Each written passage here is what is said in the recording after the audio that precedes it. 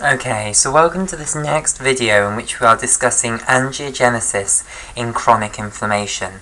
So we've discussed that in chronic inflammation what happens is the immune response or the inflammatory response is sustained for long periods of time because both the combined efforts of the adaptive and innate immune systems are failing to clear the pathogen for whatever reason. Okay, now what happens is the T lymphocytes that are in the affected area, as well as the macrophages which are in the infected area, they will start releasing angiogenic factors such as fibroblast growth factor 2 and vascular endothelial growth factor A. Okay, we've seen that vascular endothelial growth factor A, which is this dimer of two vascular endothelial growth factor A proteins, will cause the vascular endothelial growth factor receptor 2 to dimerize like so. So two of them will end up bound together. Okay, and this causes the activation of the vascular endothelial growth factor receptor 2.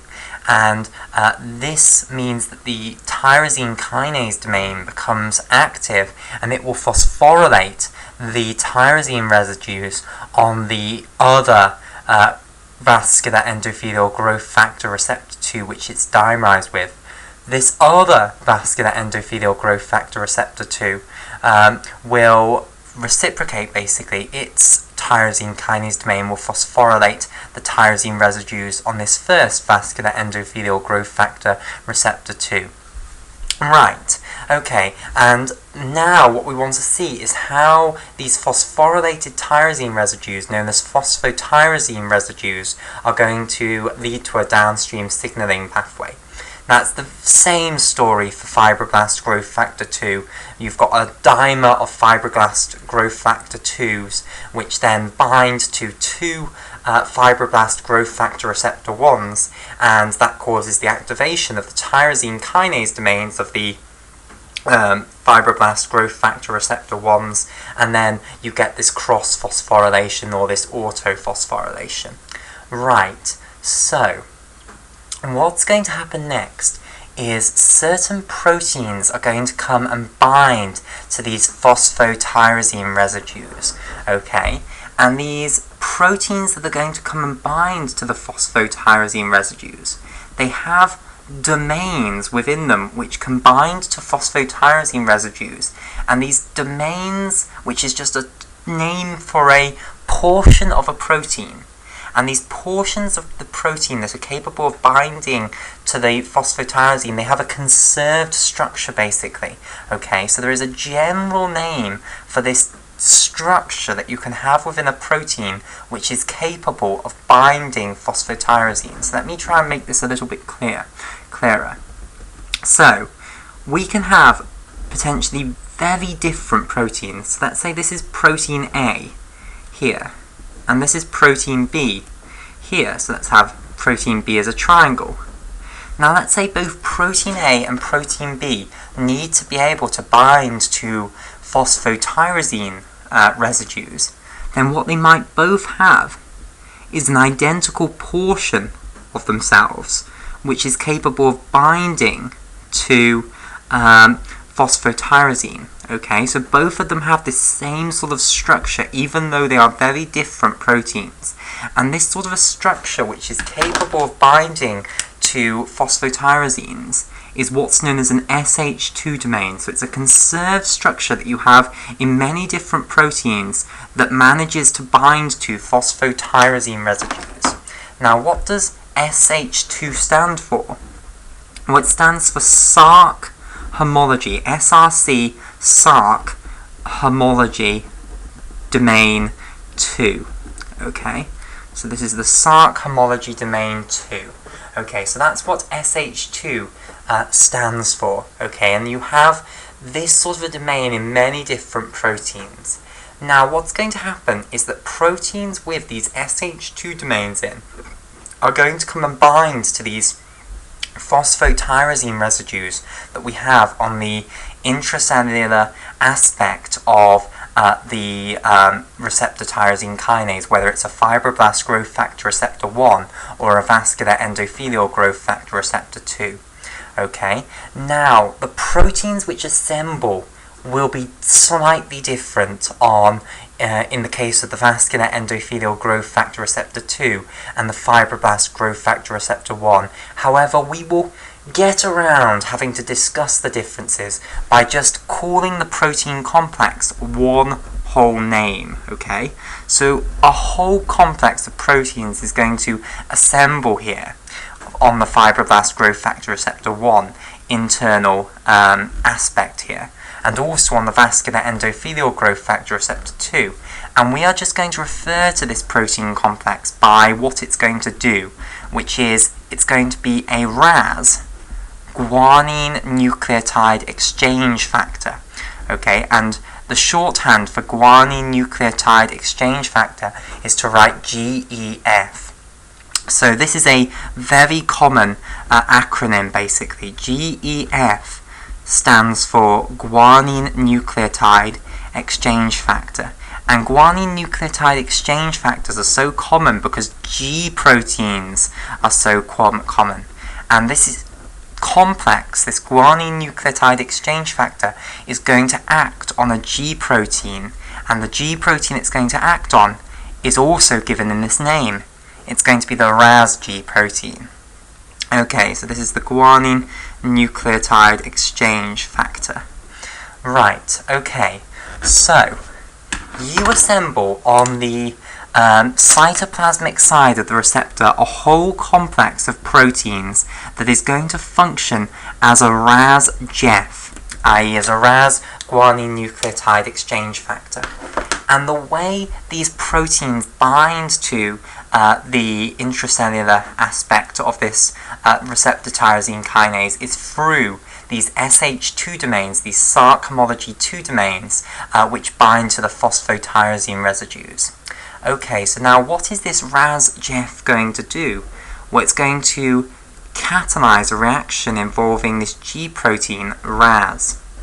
Okay, so here is RAS, okay, and RAS is a G protein, so it's got on its surface, what's got bound to it, a guanine diphosphate molecule. So here is guanosine diphosphate, okay?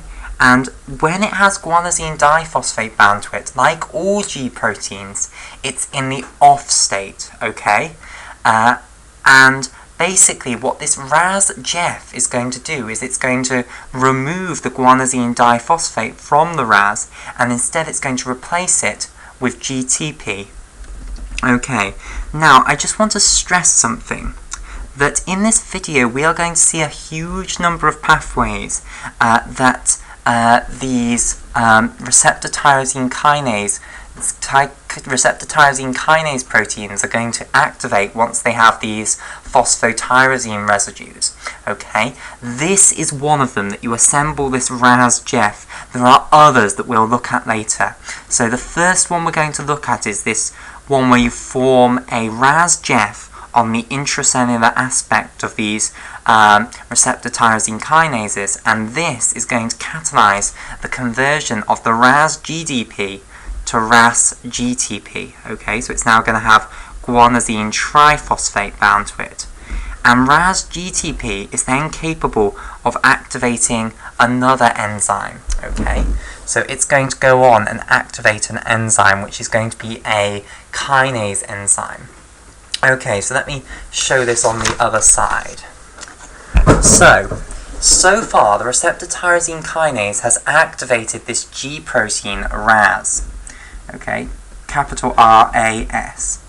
And now what it's going to do is it's going to activate a kinase enzyme within the cytoplasm of the cell. Once it has got the GTP bound to it, it's in the on state, and it's going to activate a kinase enzyme within the cytoplasm of the cell. So let's draw this kinase enzyme here, and I'll draw it in the classical sort of way, where it has an active site here. Okay, so here's our enzyme. So I'll highlight it in a separate colour. So in pink here, this is the enzyme that the RAS-GTP is going to bind to and activate. And this enzyme is an enzyme known as RAF. Okay, so this is an RAF enzyme, RAF. Okay, now RAF is a kinase enzyme, and once it's had the RAS GTP bind to it, it's going to add a phosphate group onto another protein. Okay, this time it's a serine threonine kinase, so it adds phosphate groups onto serine and threonine residues within proteins. So let me just show you the structure, remind you of the structure of serine and threonine residues, because we're going to see a lot of serine threonine kinases. So here is the amino group, here's the alpha carbon with a hydrogen coming off it, and we'll start with serine. Serine has a methylene group as its R group, and then an alcohol group like so. And then just to complete the core amino acid structure, here's the carboxylic acid group, and then you'll go on to the amino group of the next amino acid along. So this is a serine amino acid. Okay, and now I'll show the structure of threonine. Again, I'll show it as a residue rather than the pure amino acid. I'm showing it as though it's bound within a protein.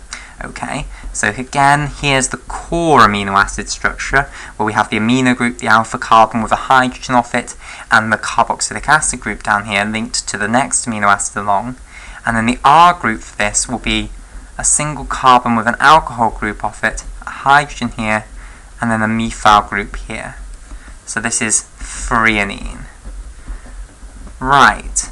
Okay, so both of these you can see have very similar structures. Threonine is effectively serine just with an extra methyl group stuck on it. Okay, and they both have these alcohol groups which can be phosphorylated. Okay, so this is what the RAF protein will do. It will add phosphate groups onto serine and threonine residues in other proteins. And one of its targets is another enzyme. And it's actually another kinase enzyme. So here is another kinase enzyme, which I'll draw with this active site structure here. And we're going to stick a phosphate group onto a serine or threonine amino acid residue on this protein. So here, this little ball will represent as a phosphate group that's been stuck on the side of this enzyme. And this enzyme is known as MEK1. Okay? MEK1, which stands for MAPK, okay, /ERK, and this will make sense in a moment. MAPK /ERK kinase 1. Okay, right. So this enzyme, MEK1, which is the MAP kinase ERK kinase 1 enzyme, is going to phosphorylate another kinase enzyme known as MAPK or ERK. So this next protein that's going to be in the chain after MEK1 is going to have two names. It's either going to be referred to as MAPK or ERK, and I'll explain what both of those stand for in a moment. Okay, right. So before this enzyme, before MEK1 has had the phosphate group added on by RAF, then it is inactive. However, once it's had that phosphate group added on by RAF, it becomes an active serine threonine kinase itself, and it's going to phosphorylate another protein, which again is going to be another kinase enzyme, and hence the activation pathway will continue.